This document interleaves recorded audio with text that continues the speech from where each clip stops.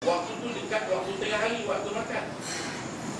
Lepas tu Umar datang. Umar tengok Umar dalam masjid, tanya apa hal. Umar kata aljuk apa? Oh sama saya tunjuk apa.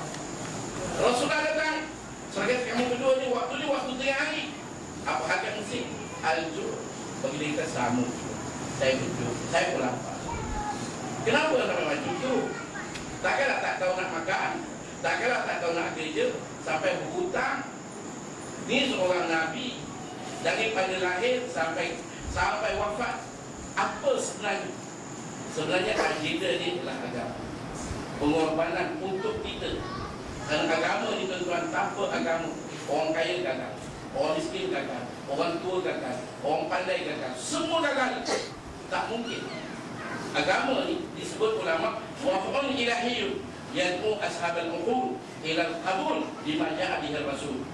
Suatu peraturan yang agama ni dia peraturan hidup, panduan hidup, tata tertib hidup, macam mana kita nak pandu hidup kita daripada lahir sampai wafat. Tak boleh kata agama ni dalam masjid, tak boleh kata agama ni bulan Ramadan, agama ni ada kematian. Tak. Agama dalam pakaian, agama dalam makanan, agama dalam perhatian kita, agama dalam fikiran kita. Agama. Dengan agama ni lah kalau kita lihat pengorbanan telah dilakukan oleh baginda.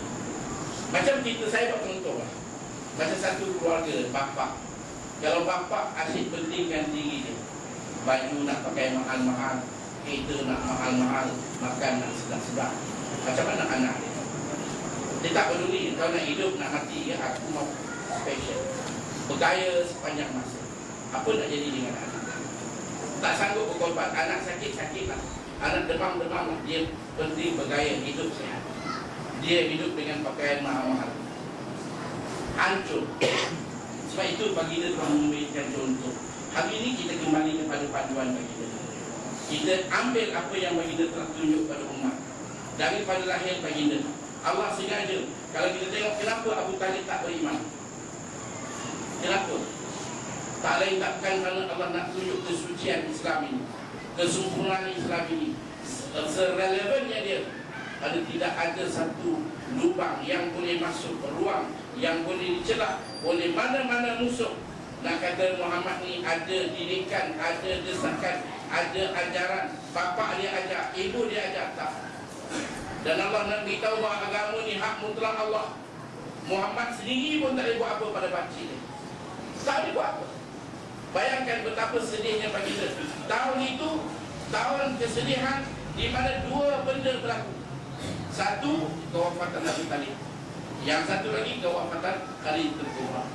Dua-dua ini memberikan cukup tekanan sehingga baginda terpaksa pergi ke Taif kalau ada lepasan. Lagi kita di Taif. Orang buat baginda macam binatang, lontar batu sehingga dalam menitik-nitik. Malaikat didatangkan oleh Allah, malaikat gunung datang menawarkan pertolongan. Subhanallah, tak ada orang yang begitu besar wibawanya, besar himmahnya untuk agama. Sebab itu hari ini kita kena balik kepada agama. Kita tengok agama. Apa yang kita, jangan kita tanya apa kita boleh dapat, tapi kita kena tanya apa yang kita kena buat untuk agama kita. Wallahu a'lam. Itu ya besarnya rahmat Allah Subhanahu wa taala. Sehingga rasa kegembiraan yang ditunjukkan oleh Abu Lahab diberi keringanan dari segi azab oleh Allah setiap pada hari Isnin. Jadi agama Islam ni adalah agama untuk semua. Untuk kembangkan agama ini memerlukan kepada pengorbanan. Itu yang Nabi telah lakukan untuk sebarkan agama ini sehingga Islam ini sampai kepada kita, tuan-tuan. Rasulullah ini diutuskan adalah untuk memberitahu bahawa kehidupan kita di dunia ini adalah sementara dan akan mengalami kehidupan yang panjang, iaitu di alam akhirat. Dan kalau kita lihat bahawa Islam menekankan kegemilangan dan kecemerlangan ialah di akhirat. Sebab itu bila disebut gemilang dan cemerlang ini, yang pertama ialah kita kena fikirkan kesenangan di akhirat, kesenangan kita di akhirat. Di samping jangan lupa untuk cemerlang di dunia. Sebab tu kalau kita lihat bila Nabi SAW diutuskan ke dunia ini, Sebagai contohnya, bangsa Arab merupakan bangsa yang pertama menerima Islam. Mereka sebelum kedatangan Islam merupakan masyarakat yang menjadikan wanitanya sebagai tempat untuk orang lelaki memuaskan hawa nafsu, suka berperang, suka bergaduh dan sebagainya. Tetapi apabila Islam datang, kita lihat bangsa Arab inilah yang mula-mula menerima Islam dan menyampaikan dakwah Islam sehingga sampai kepada kita hari ini. Jadi untuk round yang kedua ya Ustaz,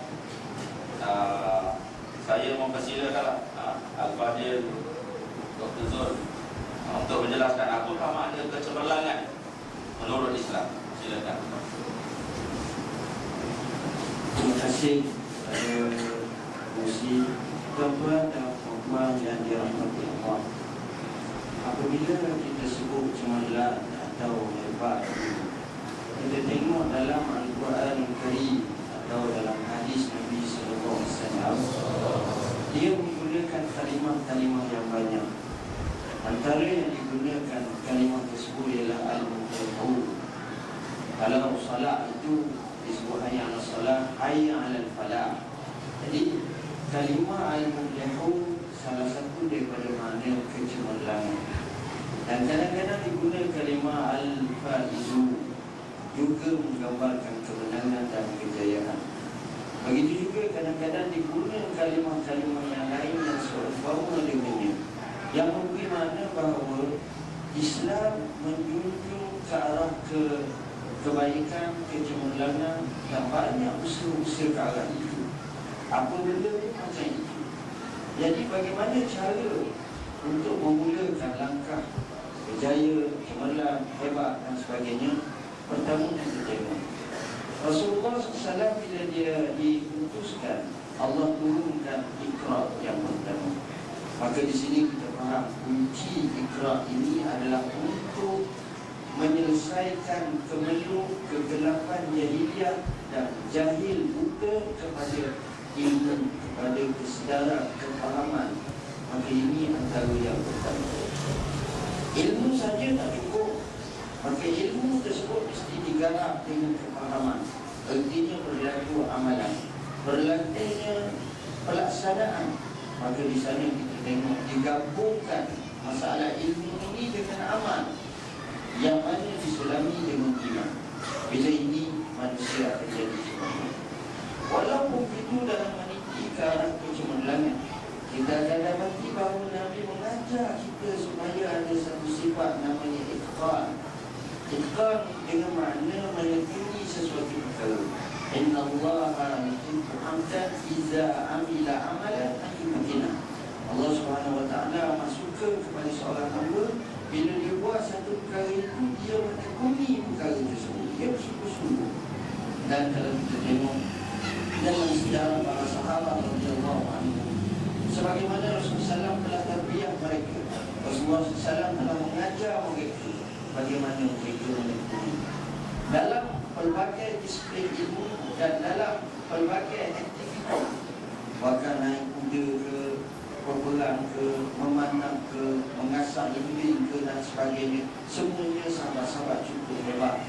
Dengan sebab itu ia mendapat kemenangan dan kecemerlangan.